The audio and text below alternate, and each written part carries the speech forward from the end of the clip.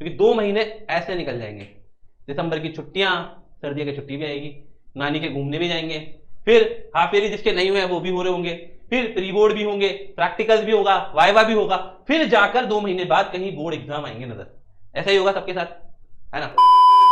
आज के इस वीडियो में हम पहले ये बात करेंगे कि भाई सबसे इंपॉर्टेंट कि हमको हमारा मैथ्स का बोर्ड एग्जाम होना है, ठीक है। आप सोचते होंगे कि सर 2 महीने बाकी है अभी तो, है ना, 2 महीने बाकी है, 2 महीने बाकी है, बहुत टाइम है।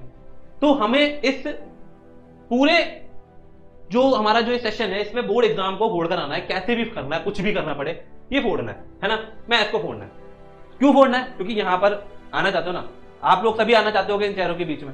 भाई ऐसा कोई बच्चा तो नहीं है जो चाहता नहीं है। आप बोलोगे सर इसको क्यों लेकर आए हो फोटो, क्या चक्कर है?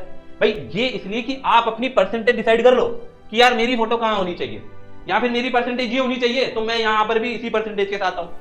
तो ये डिसाइड आपको करना है कि मुझे कौन सी परसेंटेज लेकर आनी है, मेरा चेहरा यहां होना चाहिए या फिर सिर्फ नाम लिखा होना चाहिए। ये आपकी मर्जी है, ये आप पे डिपेंड करता है कि आप क्या चाहते हो। अब आपके हाफ ईयरली भी होंगे, ठीक है। जो बच्चे सोच रहे हैं कि सर 2 महीने हैं, जो बच्चे सोच रहे हैं कि सर 2 महीने हैं मेरे पास, तो आप लोग अभी समय है, समझ जाओ, क्योंकि 2 महीने ऐसे निकल जाएंगे।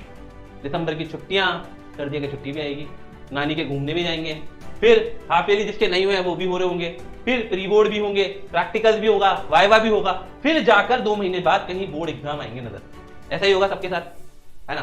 कुछ लोग हाफ ईयरली हो चुके होंगे, कुछ के नहीं हुए होंगे, तो आप मुझे बताते रहना कि भाई किस किस के हो गए, क्या क्या हो चुके हैं। तो मेन हमारा टारगेट क्या है?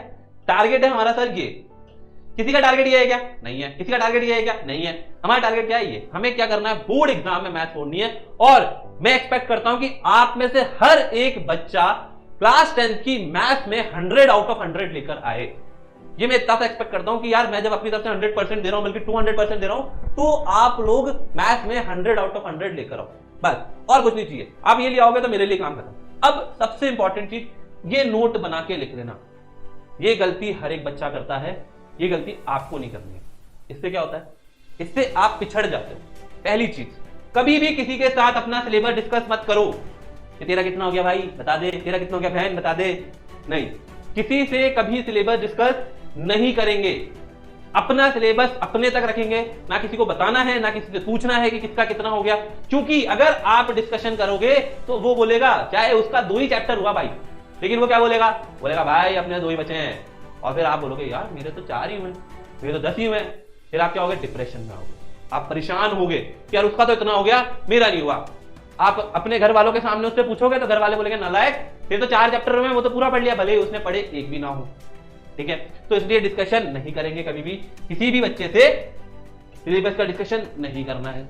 दूसरी चीज, हमेशा मोटिवेटेड पीपल के साथ रहो। ऐसा नहीं कोई बच्चा नालायक रो रहा हो, अरे सर मेरा तो हो ही नहीं रहा है, मैं तो 10वीं में कैसे पास होऊंगा, यार भाई मेरे को हेल्प कर दे, मेरे को नोट दे दे। ऐसे बच्चों से थोड़ी दूरी बनाए रखें, थोड़ी सी, राम राम शाम शाम रखें, थोड़ी दूरी बनाए रखें। ऐसे बच्चे के साथ रहे जो मोटिवेटेड रहते हैं हमेशा, जो हमेशा ये बोलेंगे कि यार ये तो बहुत आसान है, कर लेगा, जो आपको पढ़ाने में हेल्प कर रहा हो, जो आपको मदद देता हो कि यार ये कर ले, ये कर ले, ये कर ले, तेरे मार्क्स आ जाएंगे। ऐसे दोस्तों के साथ रहो, ऐसे अपने सीनियर से बात करो जो अच्छे और अच्छा ज्ञान देते हैं। ऐसा नहीं कि यार जो रुला रहा है, रोता रहता है, ऐसे लोगों से दूर रहना। दूसरी चीज, सबसे बड़ी चीज है, ये सबसे इंपॉर्टेंट, जो आप लोग हर बच्चा ये गलती करता है, सोना कम कर देते हो। यार भाई सोने ने क्या बिगाड़ा, नींद ने क्या बिगाड़ा है? अपना नींद तो पूरी करो। अगर नींद पूरी नहीं करोगे तो यार ये सब कैसे काम चलेगा? ये जो काम करने वाले हो, एग्जाम फोड़ने वाले हो, वो क्यों, वो कैसे? इसीलिए नींद 7 से 8 घंटे की बहुत जरूरी है। ये अभी के लिए बता रहा हूं मैं, बोर्ड एग्जाम के टाइम थोड़ा कम सो के भी चले जाओगे तो चल जाएगा, लेकिन अभी अपनी नींद को नहीं बिगाड़ना है। 7 से 8 घंटे डेली सोना है अपन को, चाहे इधर की दुनिया उधर हो जाए। 12 बजे सो रहे हो तो 8 बजे उठेंगे, 11 बजे सो रहे हो 7 बजे उठोगे, 10 बजे सो रहे हो तो ऐसे मतलब टाइम बना लो अपना, यार 7 से 8 घंटे सोना है।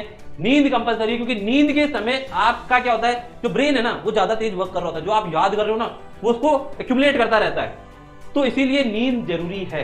तो नींद तो भैया करनी है पूरी। इसके बाद में अब सबसे इंपॉर्टेंट, देखो मैं सबसे लास्ट में ये चीजें बताता हूं सबको, लेकिन मैं आपको पहले ही बता रहा हूं जो इंपॉर्टेंट चीज आपको करनी है अपने एग्जाम्स को लेकर। क्या करना है, जैसे हम पढ़ा रहे हैं आप लोगों को, है ना, आप कहीं और भी पढ़ रहे होंगे, जहां भी पढ़ रहे होगे, कैसे भी पढ़ रहे हो, कोई फर्क नहीं पड़ता, यहाँ पढ़ रहे हो या फिर कोई दीदी वैसे पढ़ते हो, कोई अपने बड़े भाई से पढ़ता है ना, किसी से भी पढ़ो, अभी तो मैं पढ़ा ही रहा हूँ। तो क्या करना है, आपको एक टेबल बनानी है इस तरह की। ये टेबल मैं आप लोगों को बना के दे रहा हूं क्योंकि यार आप लोग नहीं बनाओगे, मैक्सिमम बच्चे नहीं बनाते हैं। तो ये टेबल आज बना लो, सब बना लो और मुझे बताना कि यार 1000 हमने टेबल बना ली है, मैं देखूंगा आप लोगों को। ठीक है, कि टेबल बनाना, इस टेबल में अपने चैप्टर्स के नेम लिखना, हर सब्जेक्ट के साथ कर सकते हो। ये तो मैं मैथ्स का बता रहा हूं स्पेशली। एनसीईआरटी और स्कोरिंग टॉपिक्स कवर किए या नहीं किए, टिक मार लो। ठीक है, पीवाईक्यू और एग्जाम्पलर किए या नहीं किए, टिक मार लो।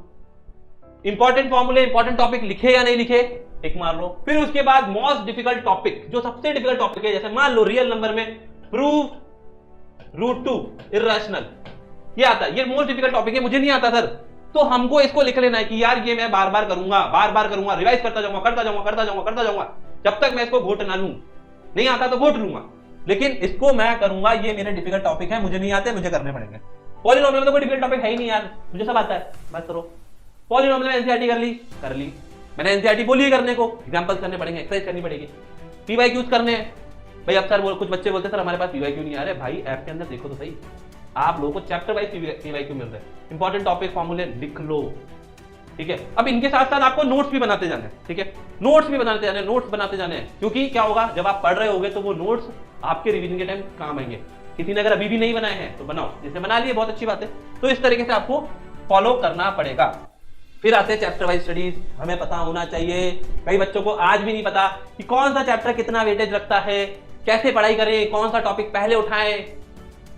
अब यहां पर अभी जैसे सीक्वेंस हम चला रहे हैं उस सीक्वेंस से पढ़ेंगे, लेकिन जो रिवीजन करेंगे हम, तब हमें पता होना चाहिए कि वेटेज क्या है हर एक चैप्टर का। जिसको नहीं पता है, जो नहीं जानता है, अभी स्क्रीनशॉट ले लो, अभी लिख लो, ये सारी चीज जरूरी है। ठीक है, इसका इंपॉर्टेंस आप अभी नहीं समझोगे, जब आप बोर्ड एग्जाम दोगे ना तब आपको समझ में आएगा कि यार इसकी इंपॉर्टेंस क्या थी। इससे हमें पता चलेगा कि यार ये तो हमें पढ़ने हैं, 20 मार्क्स हैं, करना पड़ेगा ये यूनिट। ट्रिग्नोमेट्री 12 मार्क्स करनी पड़ेगी। फिर ये स्टैट प्रोबेब 11 मार्क्स करना पड़ेगा यार, 5 मार्क्स का स्टैटिस्टिक्स का क्वेश्चन आता है, करना पड़ेगा। और ये इंपॉर्टेंट है कि हमें हमारे सिलेबस के बारे में पता होना चाहिए। फिर कुछ बच्चे बोलते सर पढ़े कहां से, अरे भाई साहब एनसीईआरटी दी है ना, खरीदी कि नहीं खरीदी, खरीदी ना सबने, जिसने नहीं खरीदी अभी भी खरीद लेना यार। कुछ बच्चे होते हैं एग्जाम के 2 महीने पहले खड़े होते हैं कि यार एनसीईआरटी नहीं खरीदी, खरीद लेते हैं, तो एनसीईआरटी खरीद लेना है ना, एनसीईआरटी खरीद लेना। फिर सबसे इंपॉर्टेंट यार, हमारा जो इस साल का जो पैटर्न है वो बदल गया सर, तो अब क्या करें सर, हम पैटर्न के लिए क्या करें। पैटर्न के लिए आपको क्या करना है, आपको अपने टेस्ट देने हैं। ठीक है, इसमें टेस्ट नहीं दिए हैं भैया, टेस्ट दो कृपया करके। फिर हर पैटर्न को देखो, पैटर्न के लिए हमने ऑलरेडी बताया हुआ है कि भाई आपके 1 मार्क्स के एमसीक्यू आएंगे। ठीक है, तो ये हमें पढ़ने हैं। कहां से पढ़े सर, या तो इससे पढ़ो एनसीईआरटी से, फिर एक वरना एग्जाम्पलर से पढ़ो। ठीक है, इनमें से पढ़ो। फिर 2 मार्क्स के वेरी शॉर्ट आएंगे, फिर 3 मार्क्स के शॉर्ट आंसर आएंगे, फिर 4 मार्क्स का केस बेस्ड आएगा। केस बेस्ड के लिए क्या करें सर, क्वेश्चन बैंक अवेलेबल है, क्वेश्चन बैंक सीबीएसई ने डाला है, वो डाउनलोड कर लो अगर नहीं है तो। ठीक है, ऐप में मिल जाएगा आप लोगों को। वरना फिर 5 मार्क के क्वेश्चन जो होते हैं वो करने हैं लॉन्ग आंसर। ये फॉर्मेट बाकी सारे सब्जेक्ट में भी चलेगा। फिर रिवीजन के टाइम पर नोट्स और माइंड मैप। जिन बच्चों को लगता है माइंड मैप ऐसे डले हुए हैं, नहीं भैया, माइंड मैप बहुत इंपॉर्टेंट है। ये आपके लास्ट के जो 10 दिन बचेंगे 10 डेज में आपके लिए बहुत कारगर साबित होंगे। तो आखिरी के 10 दिन में सारे के सारे माइंड मैप खोल के बैठने पड़ेंगे। ठीक है, चलिए उसके बाद आता है ये जो बुक थी मैंने बताई दिया, एनसीईआरटी से पढ़ना है। ठीक है, फिर क्वेश्चन बैंक और एनसीईआरटी एग्जाम्पलर, इनमें से आपको क्या मिल जाएगा, इसमें से आपको एमसीक्यू मिलेंगे और इसमें आपको केस बेस मिल जाएंगे। ठीक है, चलिए उसके बाद आता है आपका, अब आप सोच रहे हो कि सर मेरे प्री बोर्ड आने वाले हैं। मैक्सिमम बच्चे अभी यही सोच रहे हैं कि सर मेरे प्री बोर्ड आने वाले हैं।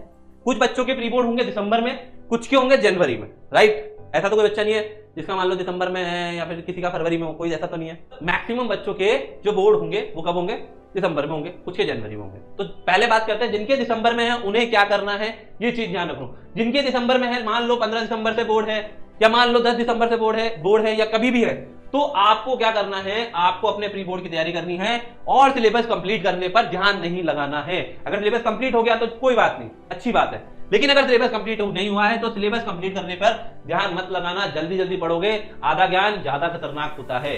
तो जितना पढ़ा है उसको अच्छे से पढ़ो, बोर्ड की तैयारी करो, हर सब्जेक्ट को बोर्ड के हिसाब से पढ़ते जाओ और कंप्लीट करते जाओ। फिर अगर मान लीजिए आपके बोर्ड खत्म हो गए यहाँ पर 25 दिसंबर तक, उससे पहले तो सबके खत्म हो जाएंगे, 25 जनवरी को बोर्ड खत्म हो गया, तो उसके बाद 20 जनवरी तक हमको क्या करना है, हमें हमारी जो मिस्टेक्स हमने करी होगी बोर्ड एग्जाम में, जो क्वेश्चन हमें नहीं आया, और साथ के साथ सिलेबस कंप्लीट करेंगे। और हमारा अब जो टाइम होगा वो होगा turn your mistake into valuable life lesson, कि अब हमारा जो मिस्टेक वाला गलतियां जो करी थी उसको हम एक लेसन में बदल कर आगे कभी ये गलती नहीं करेंगे, उसको सुधारेंगे, उस पर फोकस करेंगे, एफर्ट लगाएंगे कि वो गलती दोबारा नहीं हो। तो रिमेनिंग सिलेबस कंप्लीट करेंगे इस ड्यूरेशन में, दिसंबर तक में, 1 महीने में, और साथ के साथ मिस्टेक्स क्लियर करेंगे। और फिर लास्ट में हमें सैंपल पेपर और टेस्ट देने हैं। तो बच्चों जो टेस्ट देने बैठते हो उसमें इस बात का ध्यान रखना, 3 घंटे कुछ भी हो जाए हिलना नहीं है, पूरा पेपर करके ही उठना है। पानी की बोतल साथ में रखो, वॉशरूम जाना है तो एक बार वॉशरूम जा सकते हो, उसके अलावा कुछ नहीं। अब मान लो कुछ बच्चों के जनवरी में आ रहे हैं, ऑब्वियस सी बात है, कुछ बच्चों के जनवरी में बोर्ड एग्जाम प्री बोर्ड होंगे, तो क्या करें, वो लोग आराम से अपना कोर्स कंप्लीट करो पहले। कब तक? 10 जनवरी तक। मान लो 10 के बाद अगर आपके एग्जाम है, लेट्स सपोज, तो 10 जनवरी तक आप कैसे भी करके 10 से 12 जनवरी तक आप क्या करो, या फिर उससे पहले 5 जनवरी तक डेट फिक्स कर लो कि सर यहां तक सिलेबस कंप्लीट कराना है, हम पढ़ा रहे हैं आपको, हम आपका सिलेबस तब तक कंप्लीट करा देंगे। ठीक है, तो आपको ये सिलेबस कंप्लीट करना है, कर लेंगे। सिलेबस कंप्लीट करने के बाद फिर हम अपने बोर्ड की तैयारी करेंगे।